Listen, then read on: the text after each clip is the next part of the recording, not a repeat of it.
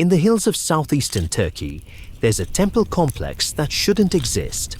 Not because it's strange, though it is, but because of when it was built, somewhere between 9,500 and 8,000 BCE, roughly 11,000 years ago, before pottery existed anywhere in the region, before the wheel, before writing, before anyone, anywhere on Earth had planted a single confirmed row of domesticated wheat. The people who built it were hunter-gatherers, no permanent villages that we've found, no surplus grain to feed a workforce, no draft animals to haul stone.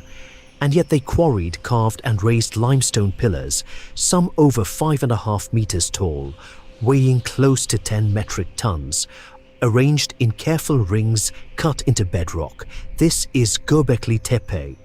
And for most of the 20th century, archaeology assumed a place like this couldn't exist yet. Not because no one had looked, a survey team actually walked over the hill back in 1963, but because nobody expected monumental architecture from people who hadn't invented farming yet. The assumption ran one direction: agriculture comes first, food surplus follows, and only once you're not hunting every single day do you get the luxury of building something for the gods, settle down, then build the temple. Göbekli Tepe puts that order in question, and that's where this gets interesting.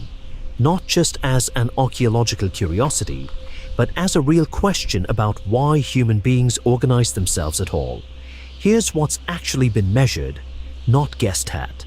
German archaeologist Klaus Schmidt recognized the site's significance in 1994 and began full excavation the following year. His team found more than 20 T-shaped pillar enclosures, arranged in rings 10 to 30 meters across, cut from bedrock without metal tools. The pillars are carved: foxes, boars, snakes, vultures, scorpions in low relief, and several bare stylized human features: bent arms, hands meeting at the waist, a carved belt, as if the stone itself is standing in the circle like a body. The debris inside the enclosures, feasting remains, worked flint, limestone tools, shows large numbers of people gathering, eating, and working together at a site that produced no food of its own.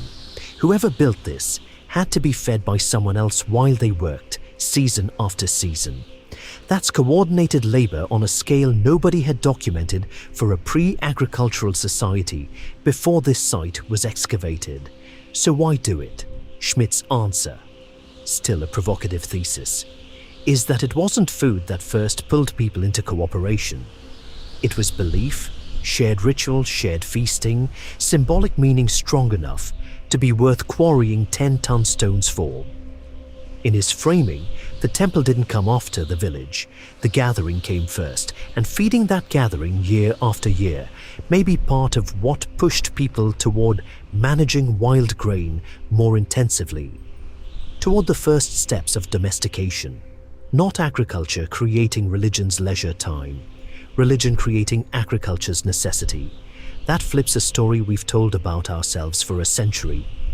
That civilization is a ladder starting with practical survival, with meaning-making as the reward you get once survival is handled. Göbekli Tepe suggests it might run the other way.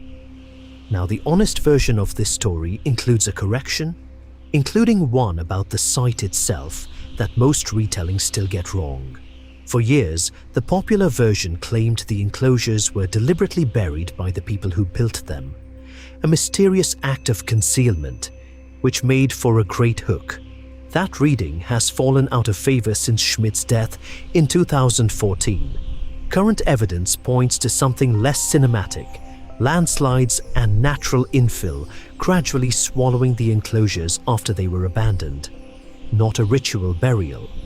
Even the story of how this place disappeared needed a correction once more evidence came in. The bigger thesis carries the same caveat. Most researchers treat the shift to farming as multi-causal: climate, population, ecology, and likely ritual too, but probably not ritual alone. The pillars are real, the dates are real, the coordinated labor is real. The single cause story. Religion invented civilization, full stop.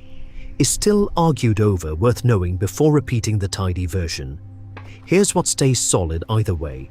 Roughly 11,000 years ago, people with no crops, no cities, and no writing built a monument, fed a crowd for it, carved stone for it, and returned to it for over 1,000 years, until they walked away and let the hillside take it back until 1994, when someone finally recognized what they were standing on.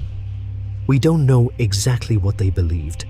We know they believed it enough to build with it. And if the current thinking holds, that belief may sit closer to the root of who we are than the wheel or the plow. This is the Continuity Project. What outlasts us in stone, in mind, and in myth?